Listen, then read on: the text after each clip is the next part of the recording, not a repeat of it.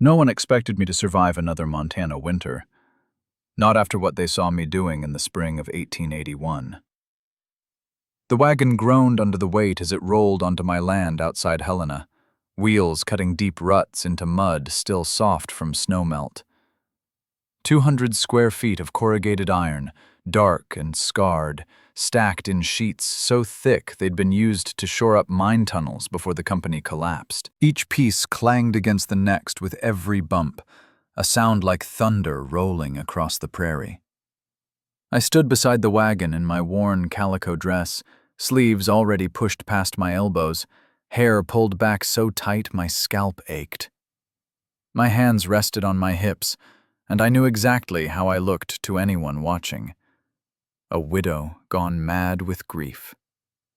The Whitmores had stopped their wagon on the road. Garrick sat frozen on the bench seat, reins slack in his hands, staring at the iron sheets like they were coffin parts. His son perched beside him, mouth hanging open. They weren't alone. The Reverend Hollis had paused his Sunday rounds.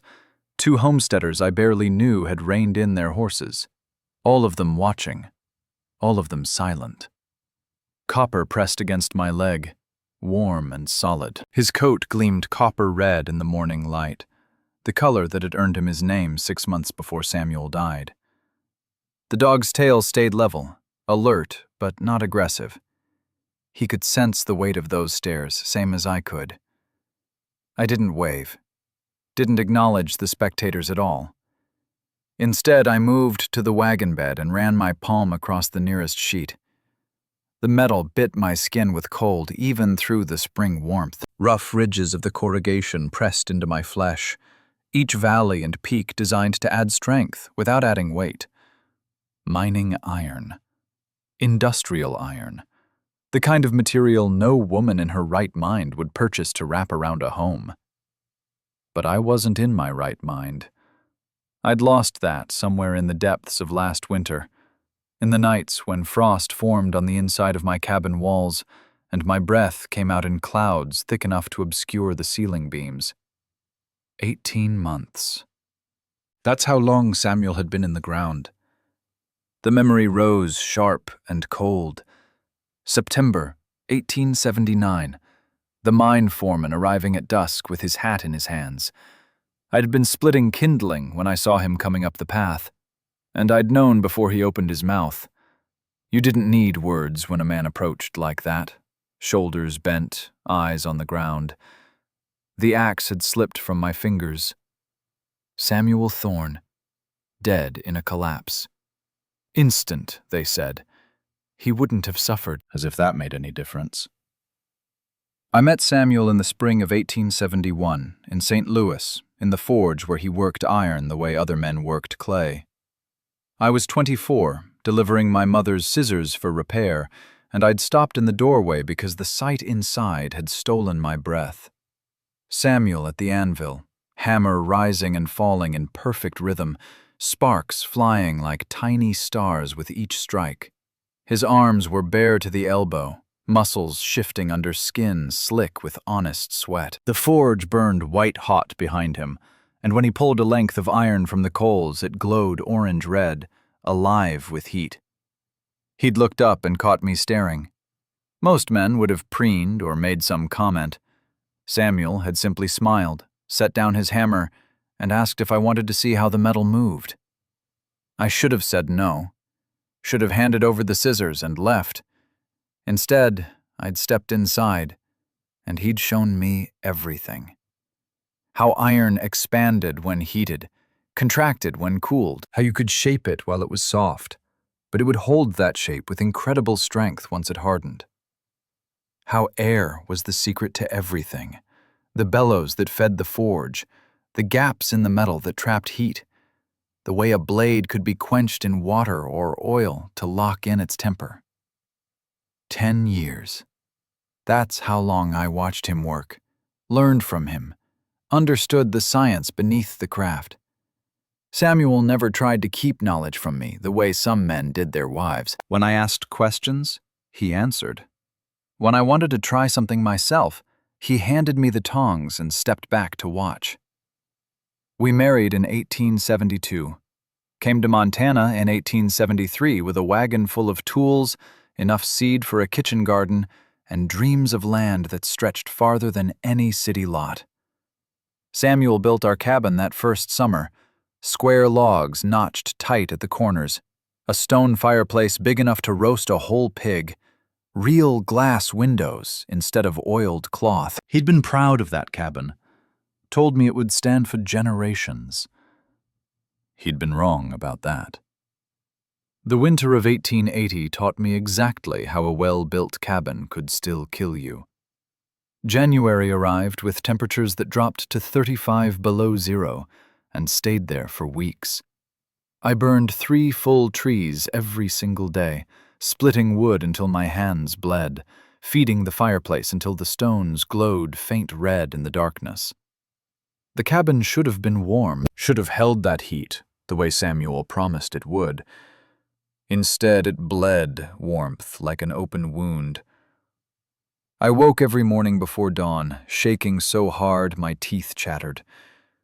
The cold lived inside the cabin like a physical presence, thick and heavy. My breath frosted in the air, even with the fire roaring. When I touched the log walls, they stung my fingers with cold that went bone deep. Ice formed on the inside of the windows, thick enough I had to scrape it away with my fingernails to see out.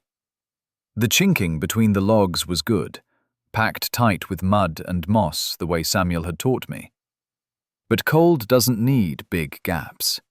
It seeps through wood itself, through every grain and fiber, stealing heat faster than any fire can replace it. I wore every piece of clothing I owned. 2 pairs of stockings, 3 skirts layered one over the other, Sam's old wool coat wrapped around my shoulders.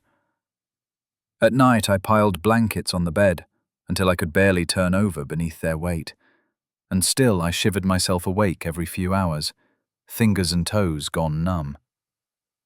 Copper slept pressed against me, his body heat the only real warmth I had. I'd bury my hands in his fur and cry into his neck, dry sobs that shook my whole frame. The dog never complained, never pulled away. He'd been Samuel's gift to me 6 months before the mine took him, a pup from a working line, bred for intelligence and loyalty. Now he was all I had left. The woodpile shrank with terrifying speed. By mid-January, I was burning furniture. The extra chairs went first, then the small table from the bedroom, then the bookshelf Samuel had built to hold my mother's Bible and the few volumes we'd carried west. I told myself I'd rebuild them come spring, told myself survival mattered more than sentiment. The night I almost gave up, the temperature outside hit 40 below. Inside, even with the fire blazing, the thermometer read 32 degrees. Freezing. I sat on the floor in front of the hearth, wrapped in every blanket, and stared at the wood bin. 3 pieces left. Maybe 4 hours of warmth if I was careful. And then nothing.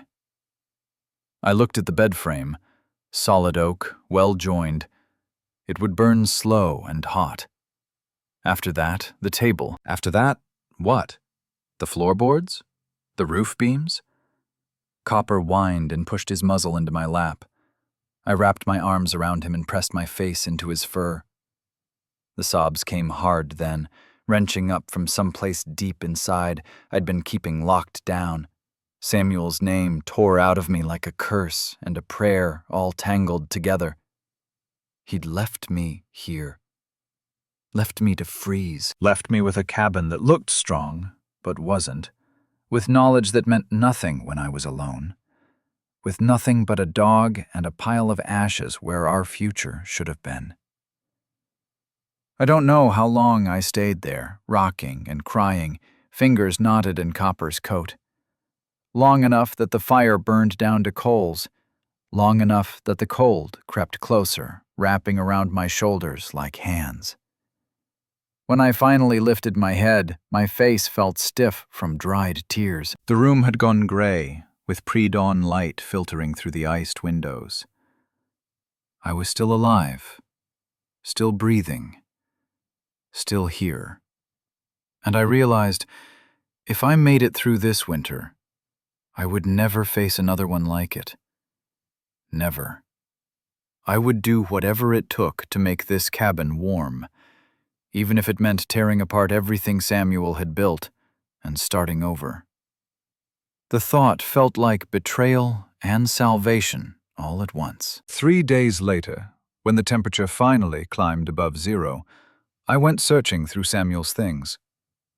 Not the clothes I'd already been through 100 times, holding his shirts to my face and breathing in the scent that was fading a little more each week. Not the tools I'd inventoried and re-inventoried, trying to decide what I could sell if I got desperate. I went to his chest of personal items. The locked box he'd kept in the corner of the bedroom, heavy oak with iron hinges he'd forged himself. I'd never opened it while he was alive. It had seemed private, a man's business, the kind of thing a wife didn't pry into. The key hung on a nail above the door. My hands shook as I fitted it into the lock. The mechanism turned with a soft click that sounded too loud in the quiet cabin. Inside, his father's pocket watch, the chain broken, a bundle of letters from his mother tied with string, a small leather journal I'd never seen before, and underneath everything, wrapped in oiled cloth, a set of sketches on heavy paper. I lifted the journal first. The leather cover was worn smooth from handling, edges soft. Samuel's handwriting filled the pages in neat rows, dated entries going back 5 years. I flipped through slowly, reading entries about the weather, about work at the mine, about small observations of daily life. Nothing earth-shattering, just a record of a man's thoughts. Then I found the entry dated November 1879, 1 month before he died. The words swam in front of my eyes at first. I had to blink hard, force myself to focus. Winter is coming early this year. I can feel it in my bones, the way Father used to say. The cabin will be warm enough for this season, but I worry about Liza if anything happens to me. The mine has been unstable. 3 collapses in the last month, all in different shafts. The foreman keeps pushing us deeper, faster. I know better than to trust old timbers in new tunnels. If I don't make it through, if Liza is reading this, I want her to know the cabin can be better. I've been thinking about it for months now. Iron and air, that's the secret. A shell of metal around the outside with a gap of trapped air between. The iron stops the wind dead, and the air acts as insulation. I've seen it work in forge houses. Seen how a double wall with an air pocket keeps the workspace warm, even in the depths of winter. I've sketched out plans for how it could be done here, how to build a framework to support the weight, how to curve the metal to shed snow. I haven't told Liza, because I know she'd worry about the cost, and we don't have money for experiments. But if she's reading this, it means I'm gone, and the cost doesn't matter anymore. Use what's left. Build it right. And Liza, my love, if you do this, know that I believed in you. You understand iron better than any woman I've ever met, better than most men. You can do this. You can survive. My hands were shaking so hard I almost dropped the journal. I set it down carefully on the bed and reached for the sketches. There they were, exactly as he'd described. Detailed plans for a curved metal shell, measurements marked in Samuel's precise hand, notes about post spacing and ventilation, and how to attach sheets without creating gaps where heat could escape. He'd known. Somehow he'd known he was going to die, and he'd tried to leave me a way to survive. I pressed the sketches to my chest and let myself cry again. But this time it felt different. Not the desperate, drowning sobs of the cold night. These tears burned hot, carved channels down my frozen cheeks. Copper leaned against my legs, solid and warm, and I reached down to rest one hand on his head. Samuel had left me more than a broken cabin and a pile of debts. He'd left me a blueprint, a path forward. If I survived this winter, I would build his dream. Not for him, not anymore. For myself. March arrived with mud and meltwater and the first green shoots pushing through dead grass. I'd made it.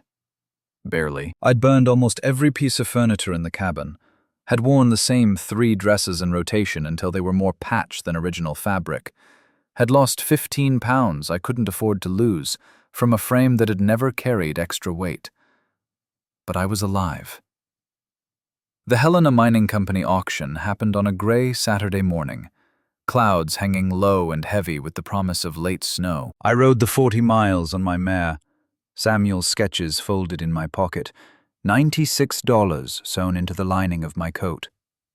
Everything I had left after selling the extra tools, the good china my mother had given us, and Samuel's spare horse.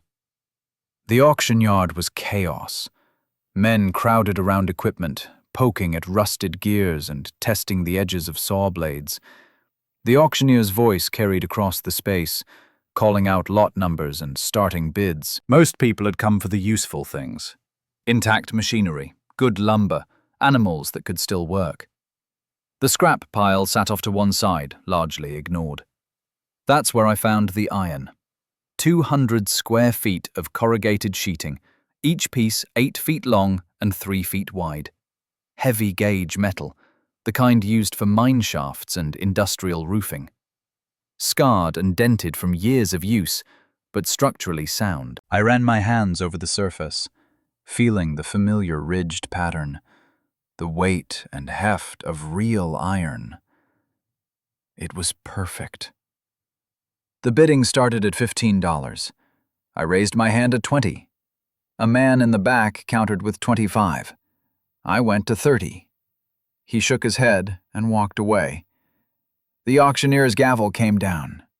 $48, including hauling fee. Half my remaining money gone in the space of 3 heartbeats. I didn't care. I arranged for the wagon delivery and rode home feeling lighter than I had in months. Copper trotted alongside my mare, tongue lolling, happy just to be moving. The spring air smelled of wet earth and new growth, and for the first time since Samuel died, I let myself feel something close to hope. That hope lasted exactly 4 days. I was in the yard, laying out Samuel's sketches on a flat board to study the measurements, when Garrick Whitmore rode up on his big bay gelding. Eric was 42, a wheat farmer with land adjoining mine to the south. A man who'd been cordial enough when Samuel was alive, but had kept his distance since I'd been widowed. Probably worried I'd ask for help he didn't want to give. He dismounted without being invited and stood there, hat in his hands, looking at the sketches. His face went through several expressions in quick succession: confusion, disbelief, something close to horror. His voice came out tight and controlled, the way men speak when they're trying very hard not to yell. "Liza, what is this?" I straightened, brushing dirt off my skirt. Copper moved between us, not aggressive, but watchful. "Plans for a metal shell around my cabin. For insulation." Insulation. He said it like I'd claimed I was planning to fly. "Mrs. Thorne, iron is cold. Metal conducts heat away from a building. It doesn't keep it in. You wrap your cabin in that and you'll freeze faster than you would have otherwise." I kept my voice level, reasonable. "Not if there's an air gap between the metal and the cabin wall. The iron stops wind infiltration, and the trapped air acts as a barrier against heat loss." "That's theory. You're talking about theory, not practical experience." "It's science." Samuel understood it. I understand it. Garrick's jaw tightened. He glanced at the sketches again, then back at me. "You watched your husband work a forge, ma'am. That's not the same as understanding metallurgy or construction, or what it takes to survive a Montana winter. This is dangerous. You'll spend money you can't afford to replace on metal that won't help you. And when winter comes, you'll be right back where you were last year. Only this time, you won't have anything left to burn." The words stung because they echoed my own fears. But I'd made my decision. "I appreciate your concern, Mr. Whitmore, but I nearly died last winter. Doing nothing isn't an option." He looked at me for a long moment, something like pity in his eyes. Then he put his hat back on and swung into his saddle. "Your husband was a good man. He wouldn't want you killing yourself over some half-baked idea you found in his notes. Think about that." He rode off without waiting for a response. Copper growled low in his throat, and I reached down to scratch behind his ears. "It's all right, boy. He means well." But my hands were shaking as I rolled up the sketches. Not from fear. From anger. From the assumption in Garrick's voice that because I was a woman, because I'd learned by watching instead of doing, I couldn't possibly understand what I was attempting. I would prove him wrong. I would prove all of them wrong. 2 days later, Iris Caldwell came by with a basket of bread and preserves. Iris was 38, dark-haired and soft-spoken, the wife of Silas Caldwell, who ran cattle on the land to the west. She set the basket on my table and studied me with worried brown eyes. "Garrick told us what you're planning." I waited, braced for another lecture, but Iris surprised me. "I don't understand the science of it, but I trust you know what you're doing. Is there anything you need? Help with the work, or—" Her offer trailed off, uncertain. I could see the conflict in her face. She wanted to support me, but she didn't want to go against her husband's judgment if Silas agreed with Garrick's assessment. "Just company now and then would be nice. It gets quiet out here." She nodded, relieved. We drank coffee and talked about small things. The weather, the new calves in her husband's herd, the rumors of a new family moving in near Helena. Safe topics. She didn't mention the iron again, and I was grateful for it. After she left, I stood in my empty cabin and looked at the bare walls. No furniture, except the bed I'd somehow kept myself from burning. No decorations, just logs and chinking, and the slow seep of cold that would return the moment autumn arrived. I pulled out Samuel's journal again and read the last page one more time. "You can do this. You can survive." Copper pressed against my leg, warm and solid. I buried my fingers in his fur and made myself a promise. I would build this. Not perfectly, maybe. Not easily. But I would build it. And I would be warm when winter came. The next morning, I started digging. 16 post holes, each one 3 feet deep, spaced 8 feet apart to form a ring around my cabin, with exactly 4 feet of clearance on all sides. The ground was still half frozen beneath the surface layer of mud, hard as iron itself.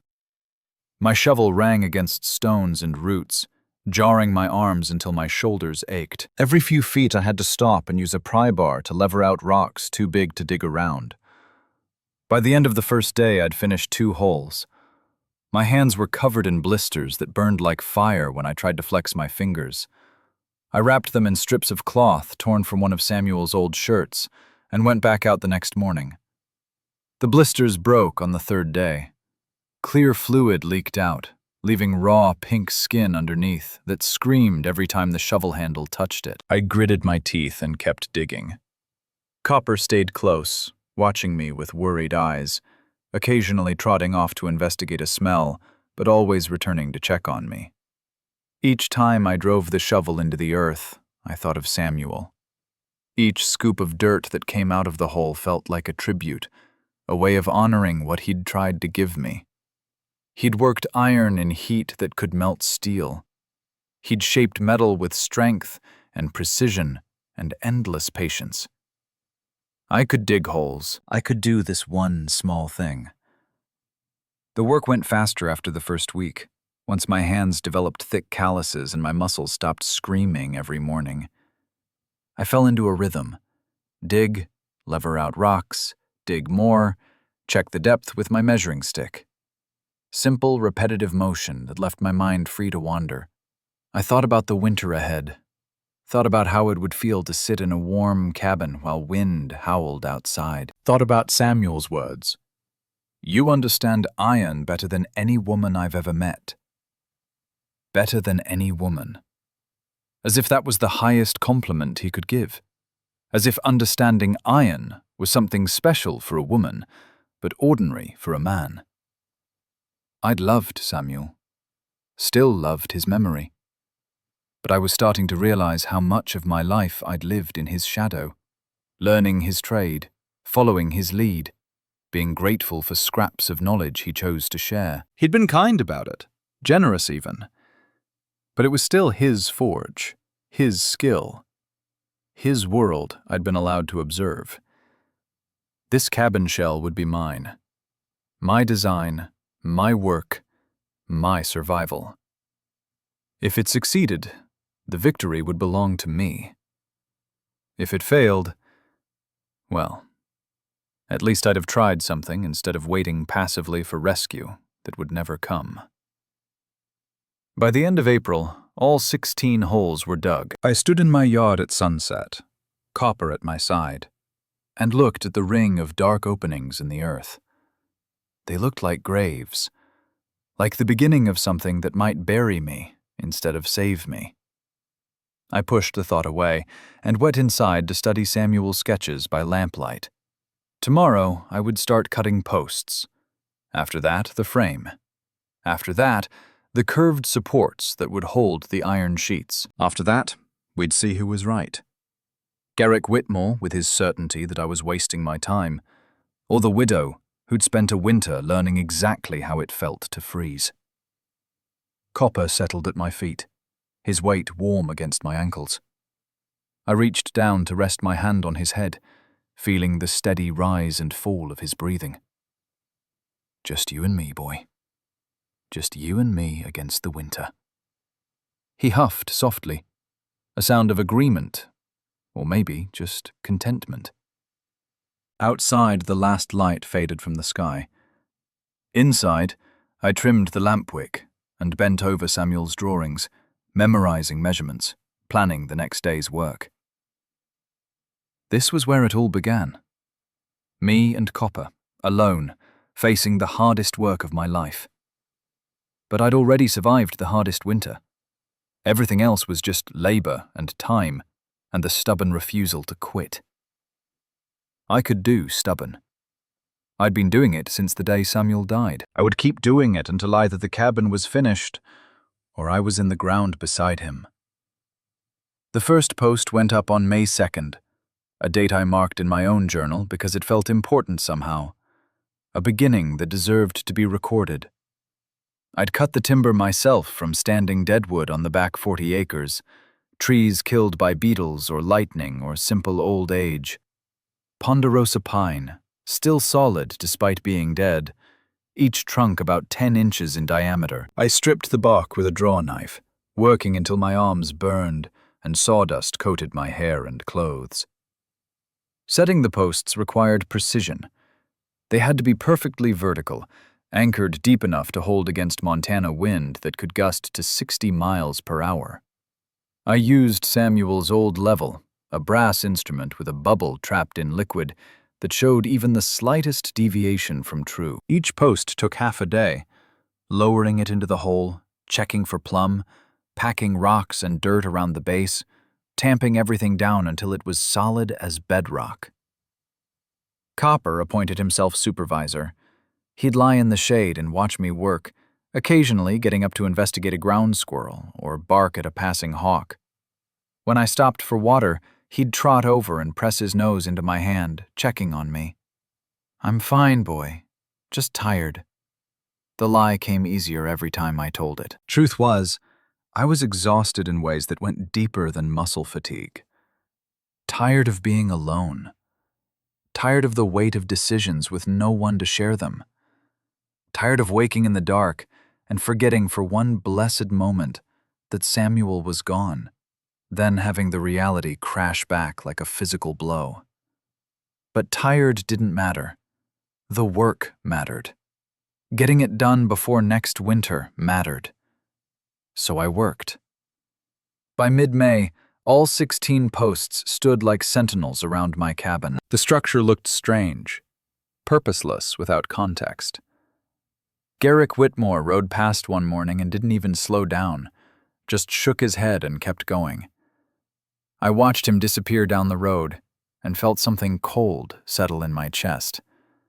Not anger, something closer to determination, forged from being dismissed. Let them think I was crazy. Let them whisper and shake their heads and predict my failure. When winter came and my cabin stayed warm while theirs froze, we'd see who had the last word. The curved ribs came next, and they nearly broke me. Samuel's design called for 16 arched supports to create the dome shape over my cabin. Each one had to be identical, bent to the exact same curve so the iron sheets would lie smooth without gaps. I'd watched Samuel steam bend wood before, had seen him build a box that could hold heat and moisture until timber went soft as leather. But watching and doing were different creatures entirely.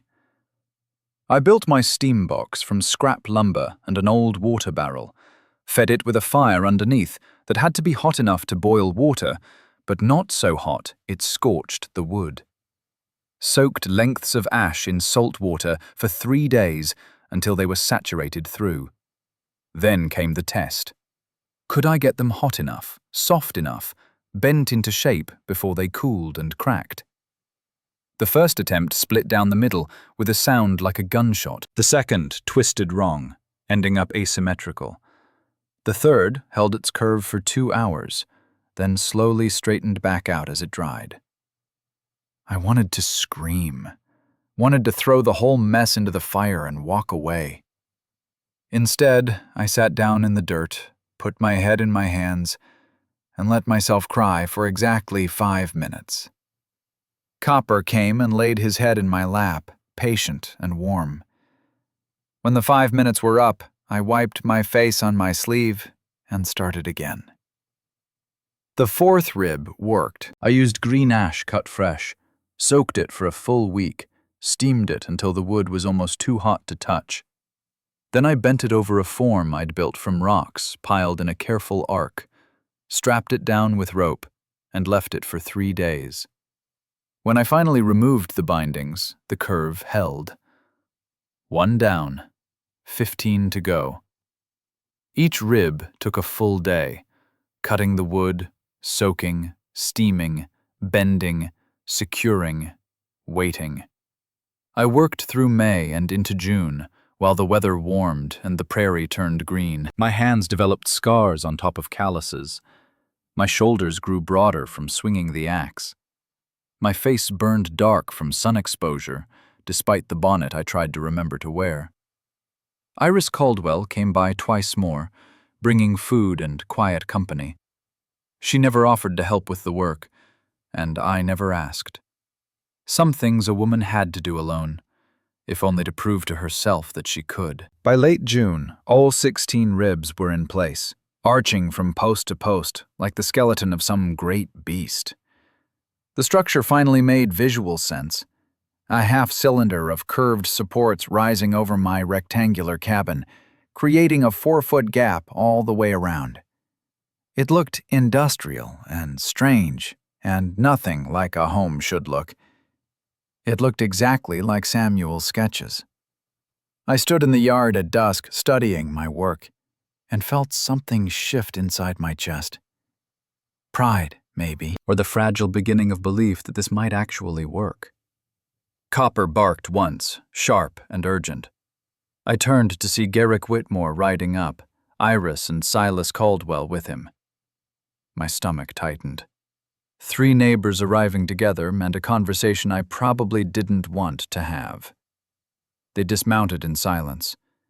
Garrick's face was hard, jaw set. But it was Silas who spoke first, his voice careful and measured. "Liza, we're concerned."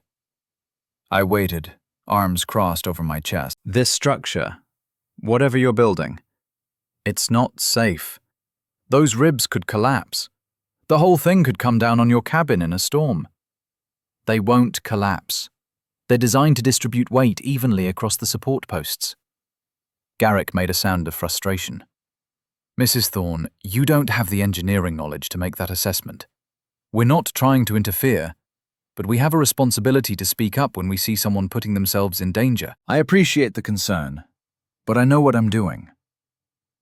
Do you? Garrick's voice rose slightly. Do you really? Or are you so desperate to feel close to your dead husband that you're following half-finished plans without understanding the risks? The words hit like a slap. I felt Copper tense against my leg, ready to defend if I gave the signal. I took a slow breath, forced my voice to stay level.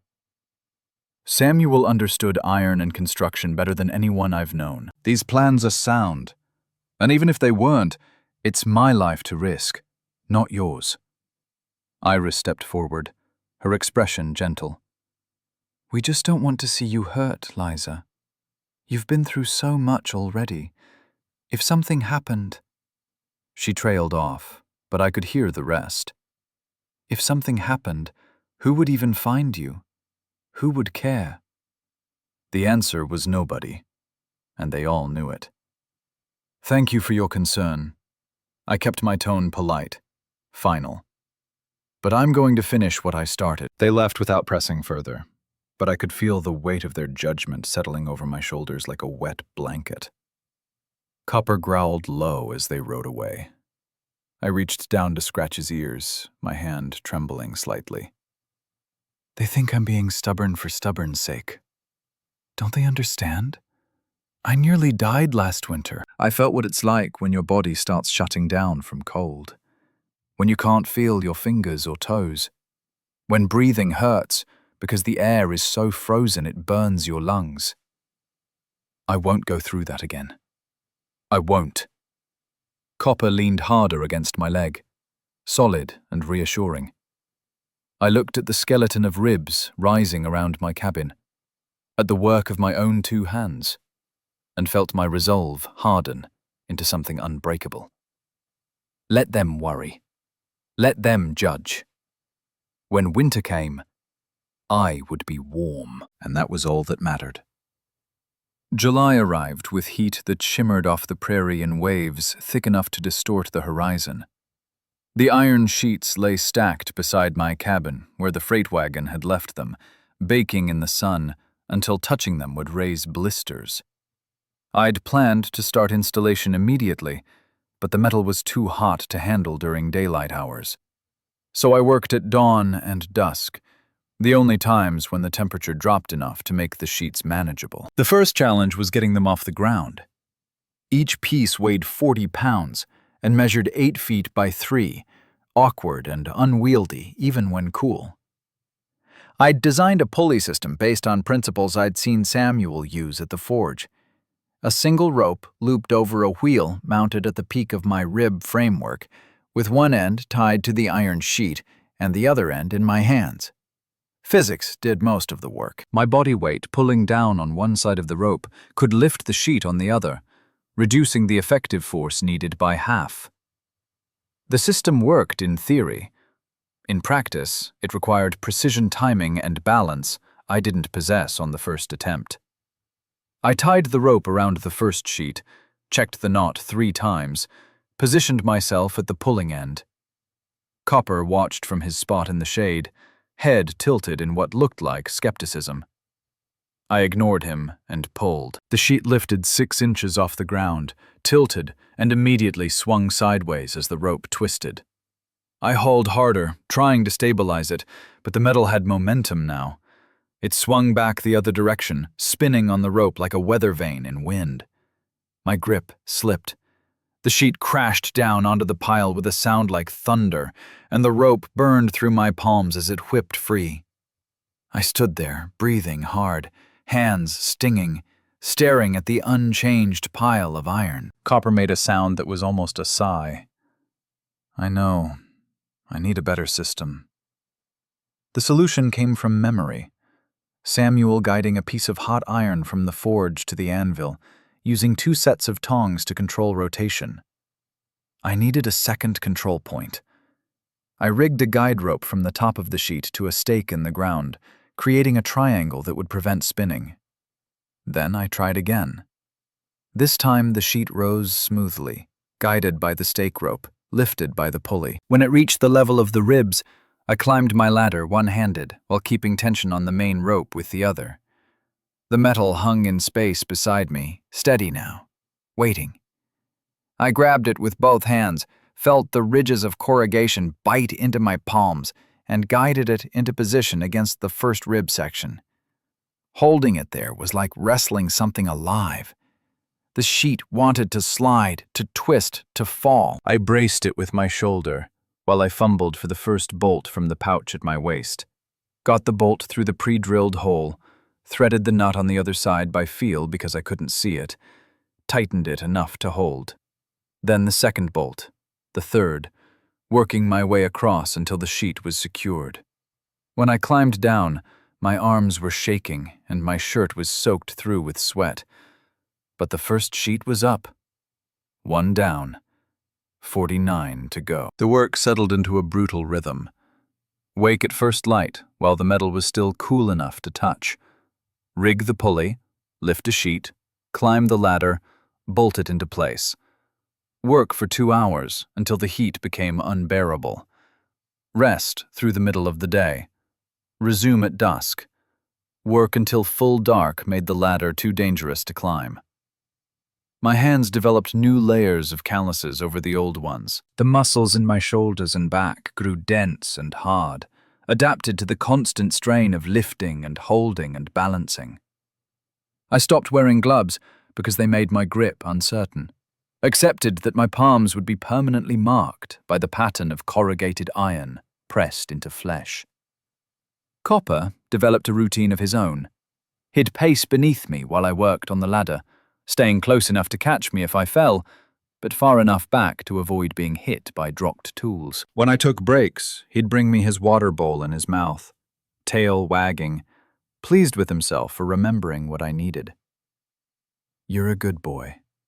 The best boy." He'd wag harder at the praise, then settle beside me in whatever shade we could find. 3 weeks into the installation, I'd mounted 14 sheets. The curved shell was beginning to take shape, a gleaming arc of metal rising on the north side of my cabin. The sight of it gave me strength on the days when exhaustion made every movement feel like pushing through deep water. Then came the morning when everything went wrong. I was working on sheet 15, a section that would cover part of the roof curve. The angle was awkward, requiring me to lean out from the ladder while holding the sheet in position. I got the first 2 bolts in, was reaching for the third, when I felt the bolt pouch at my waist start to slip. I grabbed for it reflexively, shifting my weight. The ladder rocked, the sheet tilted.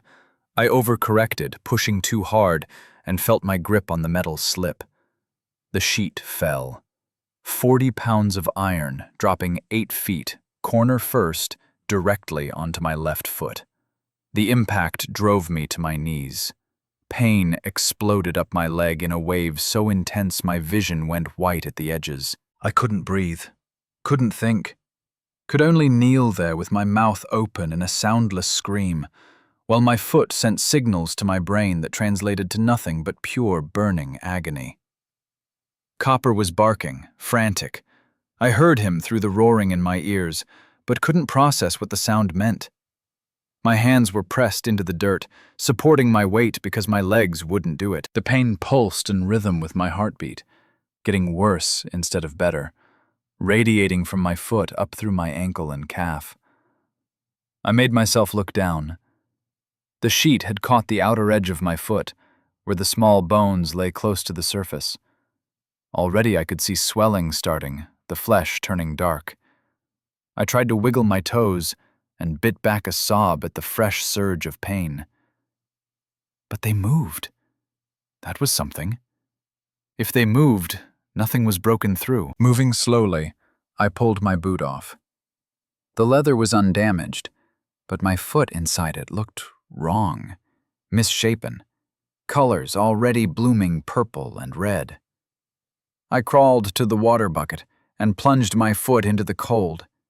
The shock of it made me gasp, but after a moment the cold started to numb the worst of the pain. Copper pressed against my side, whining. I wrapped one arm around him and buried my face in his fur, breathing hard through my nose, fighting down nausea. "I'm all right. I'm all right." The lie tasted like copper on my tongue. I spent the rest of that day and the next 2 on my bed, foot elevated on a pile of folded blankets, ice from the root cellar wrapped in cloth pressed against the swelling. The pain settled into a deep throb that never quite stopped, though it faded enough that I could think around it. I couldn't put weight on the foot without white-hot agony shooting up my leg, which meant I couldn't work. The cabin felt too quiet without the rhythm of labor. I lay there and stared at the ceiling and thought about winter coming. Thought about how many sheets I still had to install. Did the math over and over. 49 sheets total, 14 up, 35 to go. At my previous pace of 1 sheet per day, that was over a month of work. But I'd lost 3 days to this injury, maybe more, depending on how long until I could climb the ladder again. The numbers wouldn't add up to safety. Not unless I worked faster or found help, or somehow bent time itself to give me more hours in the day. On the 3rd day, my foot had swollen to nearly twice its normal size and turned colors I'd never seen on human flesh. Deep purple, green around the edges, yellow spreading from the impact point. But I could bear weight on the heel, could hobble around using a stick for support. That would have to be enough. I wrapped the foot in strips of cloth torn from an old sheet, pulled my boot back on, despite the protests from bruised tissue, and went back to work. The ladder was agony. Each step up sent shocks through my injured foot, even though I was keeping all my weight on the other leg. By the time I reached working height, sweat ran down my face and my hands were shaking. But I got the next sheet positioned, got the bolts in, secured it properly. When I climbed down, I had to sit for 20 minutes before I could stand again. Copper brought me water and pressed against my leg on the side that didn't hurt, offering what comfort he could. "Just need to push through it, boy. No other choice." That evening, while I sat with my foot soaking in cold water again, I heard hoofbeats. My chest tightened. I wasn't ready for company, wasn't ready to explain the limp or answer questions about whether I was giving up, but I couldn't exactly hide inside and pretend not to be home. Garrick Whitmore rode into my yard and sat his horse for a long moment, taking in the half-finished iron shell, the ladder still leaning against the framework, the scattered tools. His face was unreadable. When he finally dismounted, his movements were slow, deliberate. He walked over to where I sat and looked down at me. I looked back, chin lifted despite the exhaustion pulling at my bones. His voice came out rough, almost reluctant. "How bad is the foot?" "Bad enough. It'll heal." "You can't work on a ladder with an injury like that. It's not safe." "I don't have a choice. Winter won't wait for me to heal." He was quiet for a long time. Then he sighed, a sound of surrender or resignation, or maybe just acceptance. "I still think this whole thing is foolish. I still think you're going to freeze come January. But I can't watch you kill yourself trying to prove me wrong." Something on my chest loosened slightly. "You offering to help?" "Twice a week, Tuesdays and Saturdays. I'll help you lift and position the sheets, that's all." "That's more than enough. Thank you." He nodded once and headed back to his horse, then paused. "For what it's worth, Mrs. Thorne, you've got more determination than any 3 men I know. Your husband would be proud." He rode off before I could respond. I sat there with my ruined foot in cold water and felt something dangerously close to hope. True to his word, Garrick appeared the following Tuesday at dawn. We didn't talk much. He'd take the pulling end of the pulley while I guided the sheet from below, then hold it in position while I climbed up and secured the bolts. With 2 people, the work went 3 times as fast and infinitely safer. We mounted 4 sheets that first morning. When he prepared to leave, I offered him coffee. He shook his head. "Best keep this professional, Nam. Less complicated that way." I understood what he wasn't saying. His help was a concession to conscience, not friendship. He didn't believe in my project, didn't approve of what I was doing. But he couldn't stand by and watch me break my neck trying to do it alone. I appreciate the help, regardless of the reasons for it. "Just doing what any decent neighbor would do." He rode off, and I went inside to rest my foot, which had started bleeding again from the pressure of climbing. Copper licked at the fresh bandages until I pushed him away gently. The toenail on my big toe was gone, torn off when the sheet hit. The flesh underneath was raw and weeping. I cleaned it with whiskey that burned like liquid fire, wrapped it fresh, and fell asleep before the sun was fully up. Saturday. Garrick returned. We mounted 5 more sheets. My foot had improved enough that I could put partial weight on it, which made the latter work possible, if not pleasant. Neither of us mentioned my limp. We just worked, efficient and silent, until the morning heat drove us to stop. The pattern held through the rest of July and into August. Garrick twice a week, helping without commentary. On the days between his visits, I worked alone, moving more slowly but steadily. My foot healed crooked, the bones having set slightly out of alignment. I'd walk with a small limp for the rest of my life. A small price for survival. Iris came by one afternoon in early August with a basket of vegetables from her garden and news that Garrick's help had become common knowledge. "People are talking. Some say he's sweet on you. Others say he's just too soft-hearted for his own good." "Let them talk. I don't care what they think." She smiled, a little sad. "Don't you? Not even a bit?" I thought about it. Really thought about it. I care that they think I'm crazy. I care that they assume I'll fail. But their reasons for why Garrick helps don't matter to me. All that matters is the work getting done. Iris set her basket down and looked at the iron shell, now more than half complete. The metal gleamed in the afternoon sun, curved and strange, and undeniably solid. "It's really going to work, isn't it? You're going to prove everyone wrong." "I'm going to survive the winter. That's all I'm trying to prove." She left soon after, and I went back to the work. Sheet by sheet, bolt by bolt, building a shield against the cold that had nearly killed me. By mid-August, 43 sheets were up. The shell enclosed my cabin on all sides, leaving only the front and back walls exposed. Those would be closed with vertical planks cut to fit the curved edges, doors and windows carefully placed to allow access and light. I'd been cutting and fitting the planks in my spare time, such as it was. The work was nearly finished. I could feel completion approaching like a physical presence, could imagine the satisfaction of driving the last bolt home and stepping back to see the whole structure standing complete. But first, I needed to understand fully what Samuel had left me. His journal had stayed on my bedside table since the night I'd first found it, the leather cover growing soft from repeated handling. I'd read the crucial entries about the cabin design, had memorized the parts that spoke directly to me. But I'd never read the whole thing, cover to cover. Never let myself sit down and absorb all 47 pages of my dead husband's thoughts. On a Sunday in mid-August, with Garrick not due until Tuesday and my foot aching too much to work, I finally made myself do it.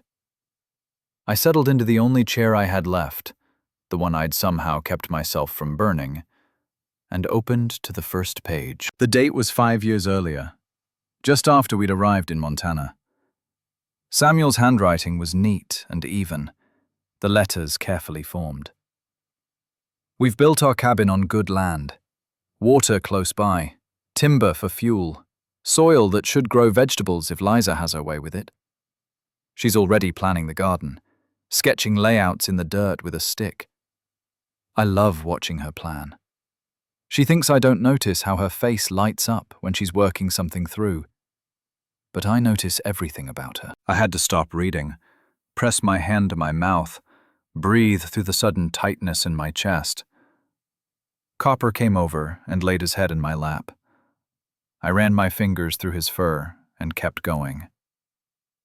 The early entries were mundane. Weather observations, notes about building progress, small domestic details. Then they shifted to the mine, to Samuel's growing unease about the working conditions. The foreman pushed us into the third shaft today, despite obvious instability. 2 support beams showed stress cracks. I pointed them out. He told me to do my job and stop worrying. But worry is what keeps miners alive. I've seen what happens when support fails. I've pulled bodies out of collapsed tunnels. I won't be one of them if I can help it. More entries about the mine, about close calls and dangerous decisions made by men who valued profit over safety, about Samuel's frustration with the system, his sense of being trapped because the mine was the only real work in the territory for a man with his skills. Then, dated 6 months before he died, I'm thinking of quitting the mine, opening a small forge here on our land. The work would be slower, the money less certain, but at least I'd be working with honest metal instead of dishonest men. I haven't told Liza yet. She'd support me, I know she would, but support means she'd worry more. And she already worries enough. I'd never known he'd considered leaving. Never knew he'd been that close to choosing a different path. If he had quit, if he'd opened that forge, he'd still be alive. We'd be building the iron shell together, instead of me doing it alone in his memory. The pages blurred. I blinked hard, forced myself to keep reading. More entries. Then the one I'd already read about the cabin design, about his fears and his faith in my abilities. And after that, entries I'd never seen. Liza thinks I don't know how much time she spends at the forge when I'm working. She stands in the doorway watching, and she believes she's being subtle. But I see her. I see how her eyes track the metal, how she mouths the temperatures to herself, how her hands move unconsciously, mimicking my hammer strokes. She understands the work better than she realizes, better than most apprentices I've trained. I should tell her that. I should tell her she could do this work herself if she wanted to, but I'm afraid if I do, she'll think I'm just being kind, being patronizing. So I keep quiet and let her watch, and hope that someday she'll realize what I already know. She has the gift. My hands were shaking so hard I almost dropped the journal. Copper whined, concerned. I pulled him closer, buried my face in his neck, and let myself cry. Not the desperate sobs of grief I'd cried before, but something deeper. A release of pressure I'd been carrying without knowing it. Samuel had seen me, really seen me, not just as a wife or a helper or someone to share his bed and table. He'd seen the part of me that wanted to create, to build, to understand the science of heat and metal and transformation. And he'd believed I could. I kept reading through tears that wouldn't stop. The last entry was dated 3 days before he died. The mine is getting worse. I can feel it in the air down there, the way the tunnels seem to breathe wrong. The foreman wants to go deeper into the unstable section. Half the crew is threatening to quit. I should quit. I should walk away tomorrow and never go back. But we need the money. Winter is coming, and we're not prepared. I'll give it 1 more month. 1 more month to earn enough to see us through the cold, and then I'm done. I'll tell Liza tonight. I'll tell her everything. But he hadn't told me. because he'd died before he got the chance. I sat there holding his journal, feeling the weight of all the conversations we'd never had, all the truths left unspoken. He'd died believing I didn't know my own capabilities, died trying to protect me from worry when all I'd wanted was honesty. But he'd also left me this: the journal, the sketches, the blueprint for survival. He'd left me everything I needed, except himself. Copper pressed harder against my legs, offering his solid warmth. I scratched behind his ears and spoke to the empty room. "I'm doing it, Sam. I'm building your design. And when it's finished, when I'm warm all winter while the neighbors freeze, they'll know. They'll know you were right about the science. And maybe they'll know you were right about me, too." The dog huffed softly, a sound of agreement, or perhaps just acknowledgement that I'd spoken.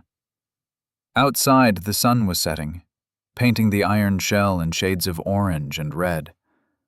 Tomorrow, Garrick would come, and we'd mount more sheets. The day after, I'd work alone, and the day after that, and the day after that, until the structure was complete. I closed the journal carefully, ran my fingers over the leather cover one last time, and set it on the table, beside Samuel's ring. 2 artifacts of a life that had ended too soon. But the iron shell outside was more than an artifact. It was proof that good ideas didn't die with the people who conceived them. They could live on, transformed into reality by those left behind. The last week of August brought a shift in the weather. The brutal heat broke, replaced by clear, cool nights that carried a hint of the cold to come. I worked faster, driven by the changing season. Eric noticed the urgency and started coming 3 times a week instead of 2, never mentioning the extra days, just showing up and helping. We mounted the final iron sheet on September 1st. I stood back and looked at the completed shell. A gleaming half-cylinder of corrugated metal rising over my cabin, 4 feet of space between the iron and my walls. The entire structure solid and purposeful, and exactly as Samuel had drawn it. Garrick stood beside me, arms crossed, studying the work. "I'll be damned. You actually finished it." "We finished it. I couldn't have done it alone." He shook his head slowly. "You would have found a way. Might have taken longer, might have been harder, but you'd have finished." "Thank you for believing that, even if you don't believe in the structure itself." He turned to look at me directly, his expression serious. "I don't know if it'll work, Mrs. Thorne. I hope it does. For your sake, I genuinely hope it does. But if it doesn't, if come January you're freezing, same as last year, promise me you'll swallow your pride and come stay with my family. We've got room. We've got warmth. And I don't want your death on my conscience." The offer was more generous than I'd expected from a man who'd fought against this project from the start. "It'll work. But if it doesn't, I'll remember your kindness." He nodded and rode off, leaving me alone with Copper and the completed shell. The next week I focused on closing the ends. Vertical planks cut to match the curve of the ribs, fitted carefully to leave space for the door and windows. I worked from Samuel's measurements, trusting his calculations about how much ventilation the structure needed to prevent moisture buildup while maintaining warmth. 10 vents total. 6 near the ground to let cold air drain out, 4 near the peak to allow heat to escape if it got too hot inside. The work went quickly, now that I understood the rhythm of it. By mid-September, the shell was completely enclosed. My cabin had disappeared inside a skin of metal and wood, transformed into something industrial and strange. I crawled through the access hatch I'd built, and into the 4-foot gap between the iron and my cabin walls. The space was dim, lit only by light filtering through the vents. It smelled of fresh-cut wood and metal and earth. I moved slowly through the narrow passage, checking every bolt, testing every joint, looking for gaps or weaknesses. Everything held. The structure was sound. I sat down in the enclosed space with my back against the cabin wall and just breathed. Copper squeezed through the hatch to join me, curling up at my side. We sat together in the dimness while my heart hammered with something that felt like victory. The first test came in early November. Temperature dropped overnight from 40 degrees to 15, a sudden cold snap that caught everyone off guard. I woke before dawn and immediately checked the thermometer I'd hung on my cabin wall. 54 degrees inside. No fire, no extra blankets, just the residual heat from the previous evening's cooking fire, trapped by the air gap and held inside by the iron shell. I lit a small fire, 3 pieces of wood, instead of the armload I'd burned through this time last year. Within an hour, the cabin warmed to 60 degrees.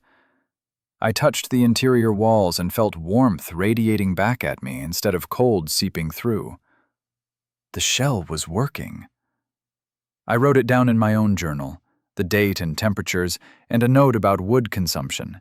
Evidence for future reference. Proof that Samuel's design was sound. Over the next 2 weeks, I ran more tests, built small fires, and measured how long the warmth lasted. Checked the temperature in the air gap and found it consistently 15 to 20 degrees warmer than outside. Verified that moisture wasn't condensing on the metal or wood, that air was circulating properly through the vents. Every test confirmed what I'd hoped. The iron shell was transforming my cabin from a place that bled heat into a place that held it. When real winter arrived, I would be prepared. But winter was coming faster than I'd anticipated. The birds knew first. I noticed in late November that the geese were already gone, 3 weeks earlier than usual. The crows gathered in nervous flocks, calling to each other with unusual urgency. Copper grew restless, pacing the perimeter of our property, stopping to stare north with his hackles raised. Something was wrong with the sky. It hung too low, too heavy, the color of old iron. The air tasted metallic, felt dense in my lungs. I'd lived through enough Montana winters to recognize the signs.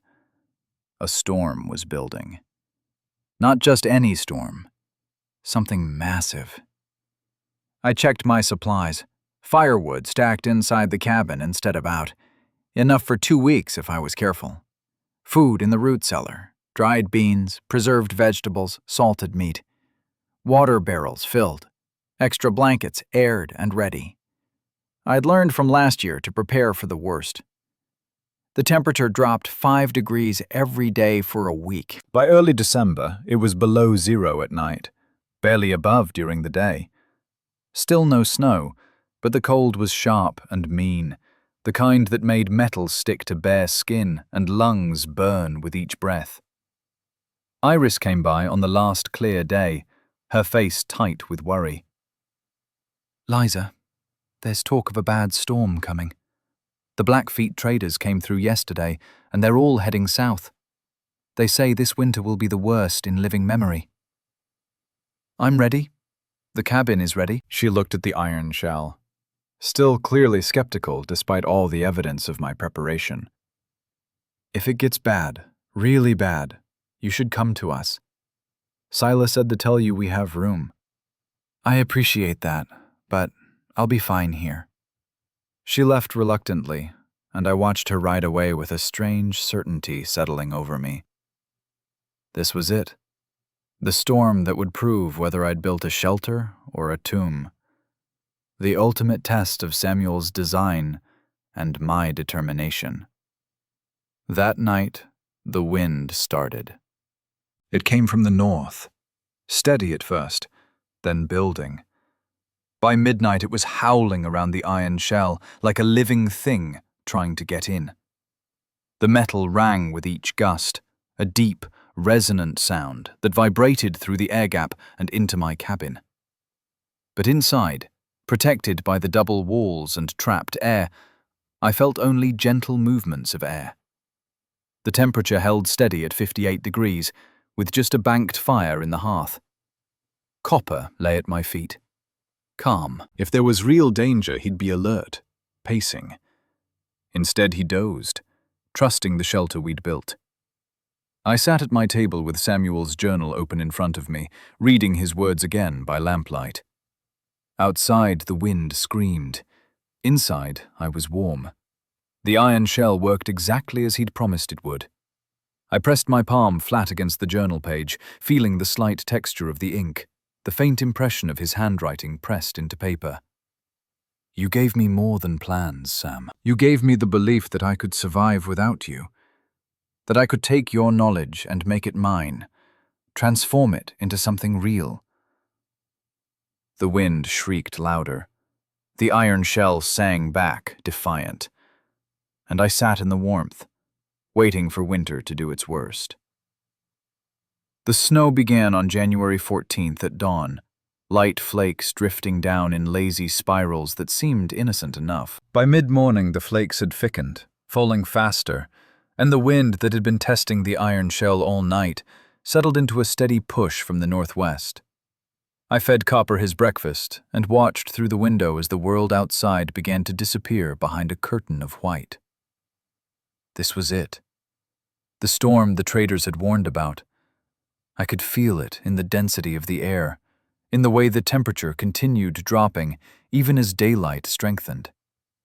The thermometer outside my door read 12 below zero at noon.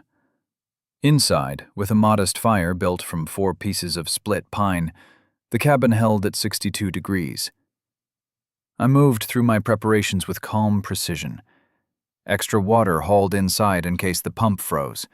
Candles positioned where I could reach them if the lamp oil ran low. Food moved from the root cellar to the cabin proper, so I wouldn't have to venture outside. Copper's bed positioned near the hearth, where he'd stay warmest. By early afternoon, the wind had picked up to a sustained howl, punctuated by gusts that made the iron shell ring like a struck bell. Snow flew horizontally past the windows, no longer falling, but being driven by wind that must have been hitting 40 miles per hour. Visibility dropped to nothing. I couldn't see the woodpile 20 feet from my door, couldn't see the barn where I'd secured my animals with extra feed and water to last them through whatever was coming. The temperature outside plummeted. 15 below. 20 below. The mercury in the thermometer shrank down the tube as I watched. By sunset, it read 26 below zero, and the sun hadn't even fully set yet. Inside, I sat at my table with a book open but unread, listening to the storm's voice. The wind struck the metal shell first, spending its force against curved iron that deflected it upward and away. What reached the cabin walls was muted, softened, a distant roar instead of the shrieking assault I'd endured last winter.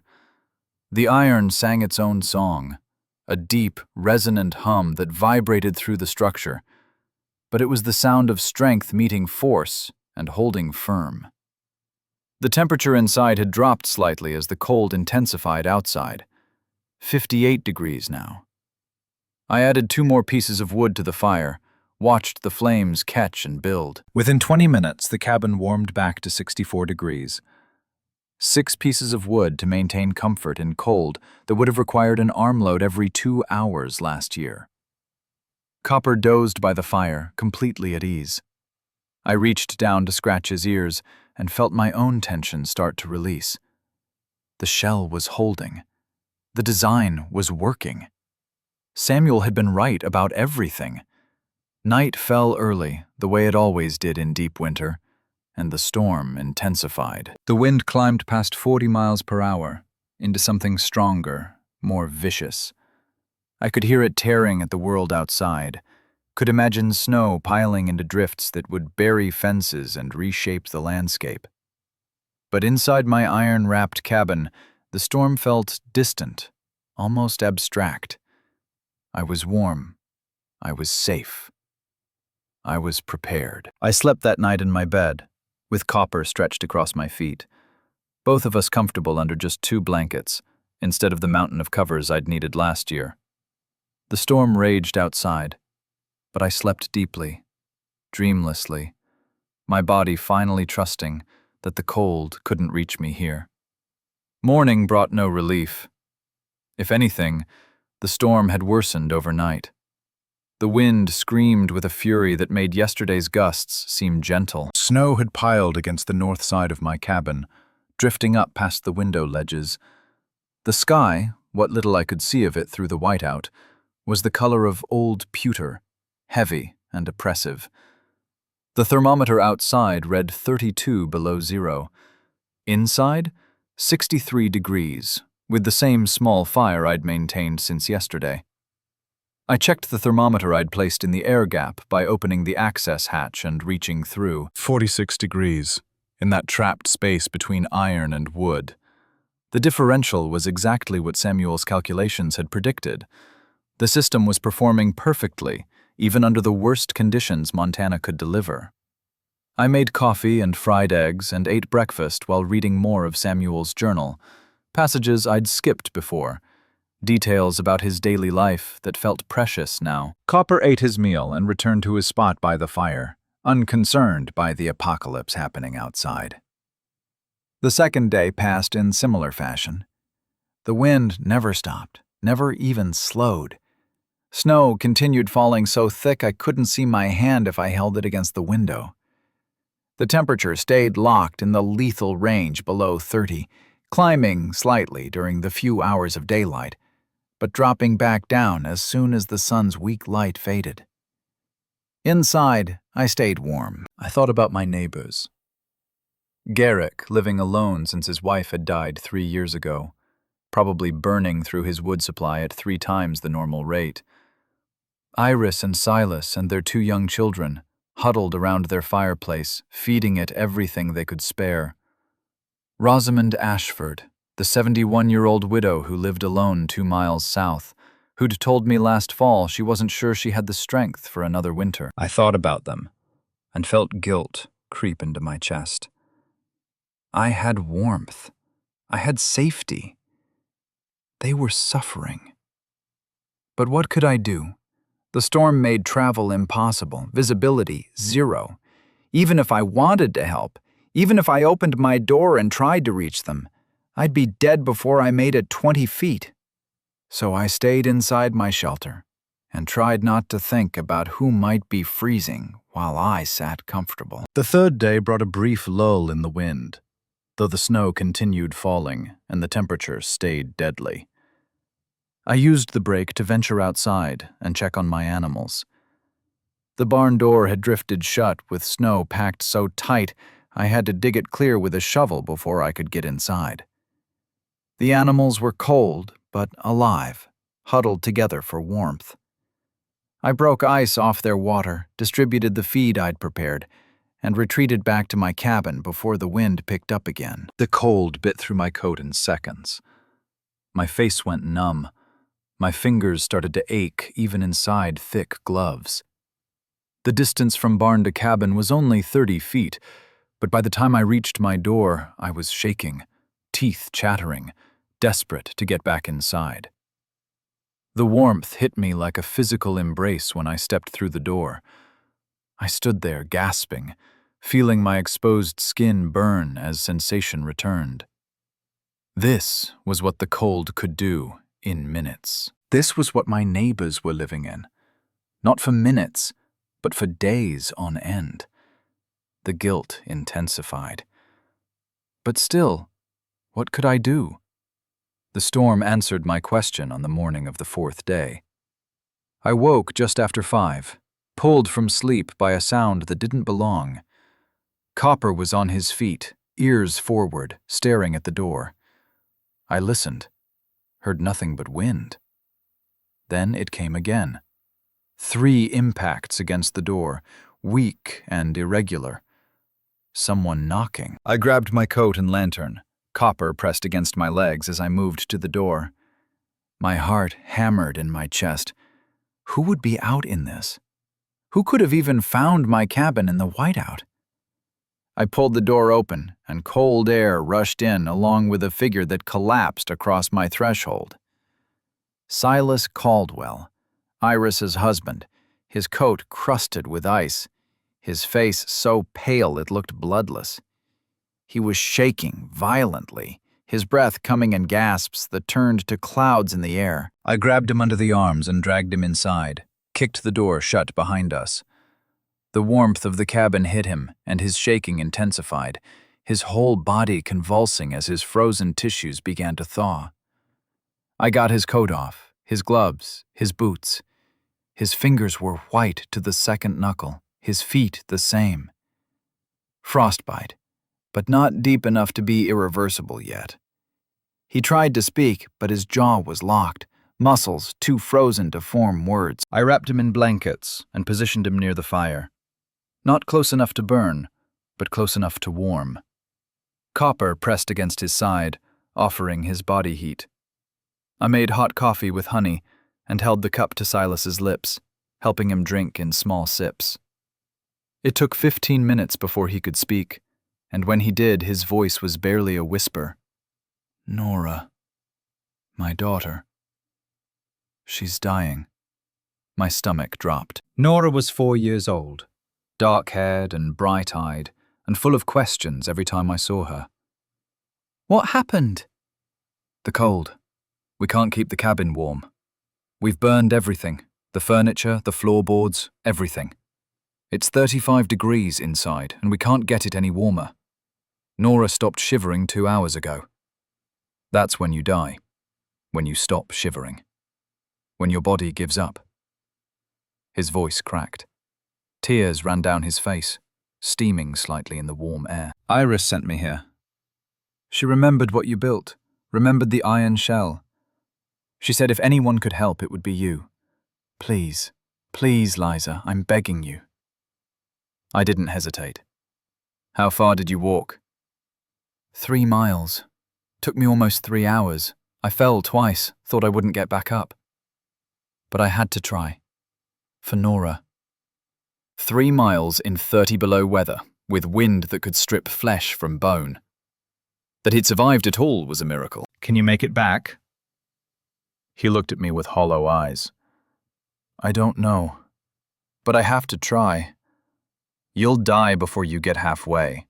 But if I send you back with warm clothes, extra layers, and you go now while you still have some strength." I moved quickly, pulling out Samuel's heavy wool coat, his thick gloves, an extra scarf I'd knitted years ago. I wrapped bread and dried meat in cloth, filled a flask with hot coffee. "Bring them here, all of them, Iris, Nora, Finn. Tell them to wrap up warm and come now, while there's still a lull in the wind. Can you do that?" Hope flared in his face, bright and desperate. "You'd take us in? All of us?" "There's warmth here. I won't waste it while children suffer." He was on his feet, moving stiffly but with purpose now. I helped him into the extra layers, made sure the coat was secured, the scarf wrapped tight. Copper whined, anxious about someone going back out into the storm. Silas paused at the door, looked back at me. How? How is it so warm in here?" "The iron shell, the air gap. It traps heat, stops wind, exactly like Samuel designed it to do." He shook his head slowly, wonder and disbelief mixing in his expression. "Everyone said you were crazy." "They were wrong." He smiled, just slightly, and then he was gone, into the white. I watched through the window until he disappeared. Then I started preparing. I had maybe 2 hours before they arrived, if they arrived at all. 3 miles in this storm, with 2 small children, would be brutal even with proper clothing. But they had to try. Staying in their freezing cabin meant death. I built up the fire, moved furniture to create clear floor space, laid out blankets and pillows, checked my food supplies and calculated what I could spare, filled another pot with water, and set it to boil for hot drinks when they arrived. Copper paced, picking up on my nervous energy. I scratched his ears and tried to stay calm. "They'll make it, boy. They have to."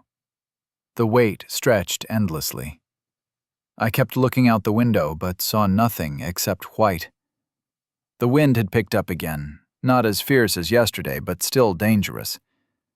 I checked the thermometer compulsively. Outside temperature, 30 below. Inside temperature, 61 degrees. An hour passed.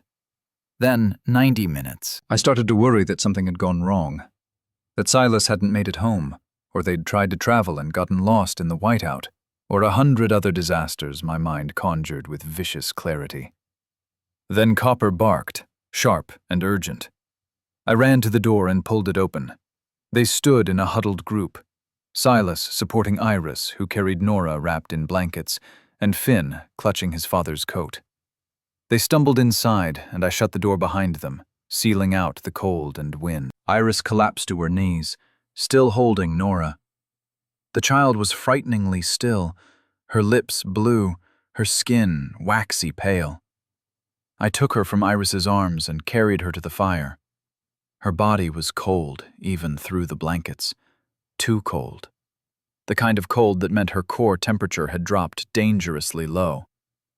I unwrapped the blankets and checked her breathing.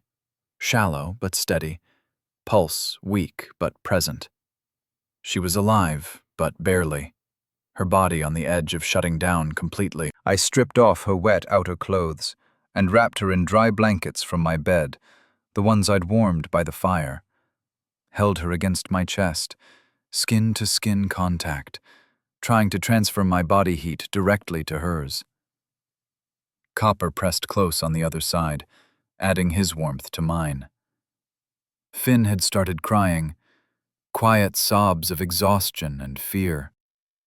Silas held his son, while Iris sat frozen, her face a mask of terror, watching her daughter.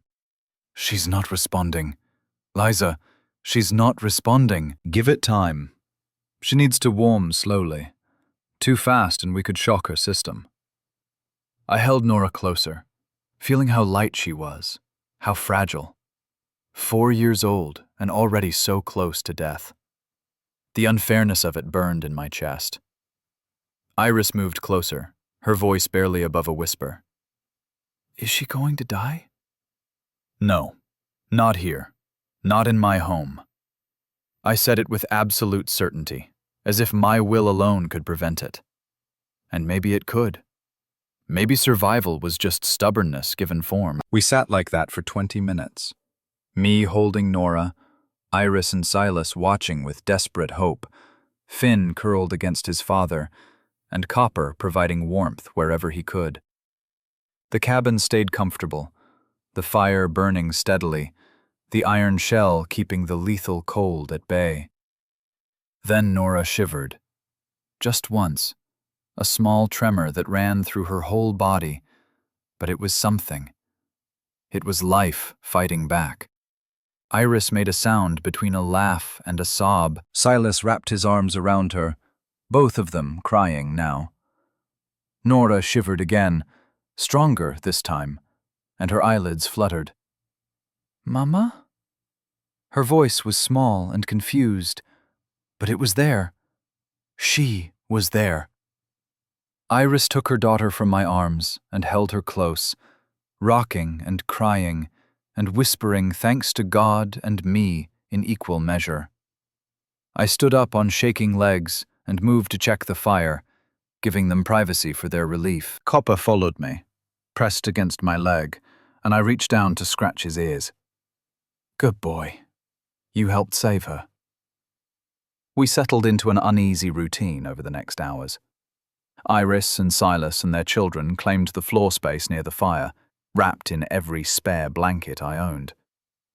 I gave them food and hot drinks, watched Nora's color slowly return from deathly pale to something approaching healthy pink. Finn stopped crying once he warmed up, became a normal 6-year-old boy, full of questions about why my cabin was so different from theirs. Silas explained the iron shell to him in simple terms, pointing to the walls. "Mrs. Thorne built a special coat for her cabin. It keeps the warmth inside, like your winter coat keeps you warm." Finn considered this seriously. "Why don't we have a coat for our cabin?" The question hung in the air, unanswerable. Because no one had thought to try. Because people assumed the old ways were the only ways. Because innovation from a widow was dismissed as madness until it proved itself in crisis. That evening brought another knock on my door. Garrick Whitmore stood on my threshold, alone, his face haggard with exhaustion. "I saw smoke from your chimney. Just a little, but it was there. I had to see if you were all right." "I'm fine. Better than fine. Come in." He stepped inside and stopped, taking in the scene. Iris and her family around the fire, the warmth radiating from the walls, the thermometer reading 60 degrees while outside the mercury had dropped to 34 below. His voice came out hoarse. "I was wrong. About everything." Iris spoke up, her daughter cradled in her lap. "Liza saved Nora's life. Our whole family. We would have frozen to death in our own home." Garrick moved closer to the fire, held his hands out to the warmth. He was shaking, I realized. Not from cold now, but from something else. Relief, maybe, or the release of tension he'd been carrying for days. "My cabin is burning through wood faster than I can split it. I'm down to fence posts and boards I pulled off my storage shed. Another 2 days and I'll have nothing left to burn." "You should have come here sooner." He looked at me with something like shame in his eyes. "I was proud, stubborn. I didn't want to admit that you were right, and I was wrong. Didn't want to come begging for shelter from the woman whose project I'd mocked. You helped me build this. You have as much right to its warmth as anyone." "I helped because I felt guilty, not because I believed. There's a difference." I handed him coffee and made him sit near the fire. Copper investigated him thoroughly, tail wagging, apparently deciding he was acceptable company. We sat in silence for a while.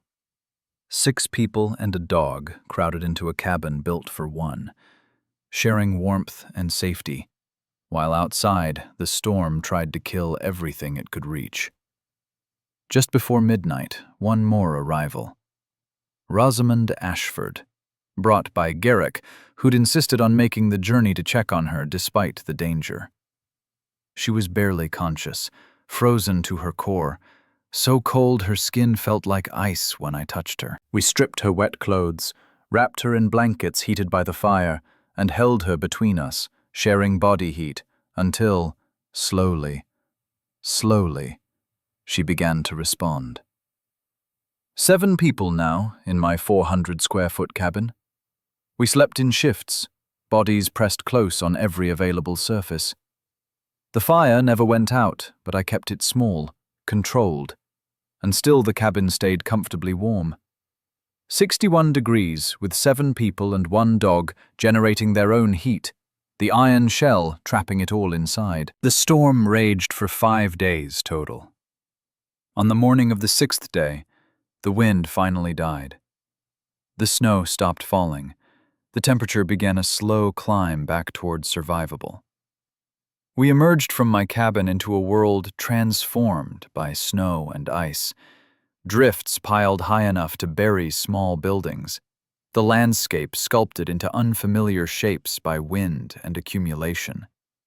My iron-wrapped cabin stood untouched, unbowed. The metal gleamed under weak sunlight, ice coating it in places, but the structure itself undamaged. Wind had tried its best and failed. Word spread faster than I'd thought possible in the aftermath of a killer storm. People came to see the cabin that had kept 7 people alive while the rest of the territory struggled to survive. They walked around the iron shell, touched the metal, asked questions about the design and construction. I showed them everything. The 4-foot air gap, the ventilation system, the way the corrugated iron added strength while the curve shed snow. Explained the science Samuel had taught me about thermal mass and insulation, and how trapped air was one of the best barriers against cold. Some listened with genuine interest. Others looked skeptical, even confronted with undeniable proof. But they all acknowledged one truth. I had survived in comfort, while they had burned their possessions and nearly frozen anyway. The Helena Independent sent a reporter out 2 weeks after the storm. He interviewed me, examined the cabin, took measurements and notes. His article ran on the front page. Widow's ingenuity defeats Montana winter. He called my design revolutionary, practical, and reproducible. He urged other homesteaders to consider similar structures before the next winter arrived. Garrick Whitmore stood in church the following Sunday and spoke publicly. I doubted Liza Thorne. I told her the iron shell wouldn't work, that she was wasting her time and money. I was wrong, and I'm man enough to admit it. She understood the science better than I did. She had the courage to try something new. And because of that, she saved lives. My life included. The congregation was silent. Then someone started clapping. Others joined in. The applause built until the whole church was filled with it, and I sat in my pew with my face burning, uncomfortable with the attention, but unable to stop the small smile that pulled at my lips. Samuel had been right. His design had worked. And I had proven I could take his knowledge and make it real. That spring, 7 families approached me, asking for help designing their own iron shells. I drew up plans for each one, adapting Samuel's basic design to fit different cabin sizes and shapes. 4 of the families succeeded. Their cabins stayed warm through the following winter, proving the design could be replicated. 3 families failed, because they'd tried to cut corners, using thin metal or insufficient air gaps, teaching everyone what couldn't be compromised. Over the following years, my life changed in ways I never expected. Between 1882 and 1885, I built a small workshop on my property, where I taught 15 widows basic construction and metalwork skills. By 1890, my iron shell design had spread to Wyoming, Idaho, and the Dakotas. Letters arrived from homesteaders asking for advice, sometimes including photographs of their own structures. I answered every one. In the spring of 1895, Copper died peacefully in his sleep at 14 years old. I buried him beside the cabin, where morning sun would warm the ground, marking his grave with a carved stone. A week later, I adopted Flint, another border collie puppy with bright eyes and endless energy. He wasn't a replacement for Copper. He was a reminder that life continued, that new chapters could begin even after loss. In 1903, at 56 years old, I sat on my cabin's front step on a warm spring morning and allowed myself to reflect. 24 years since Samuel died. 23 years since I'd nearly frozen. 22 years since I'd completed the iron shell that transformed my survival from luck into science. The structure showed its age now. Rust eating through some sections, wooden ribs needing replacement. But it still functioned, still kept me warm each winter, still stood as proof that determination and knowledge could overcome what tradition called impossible. Flint dozed beside me, his head resting on my knee. The prairie stretched green and alive before us, preparing for another summer.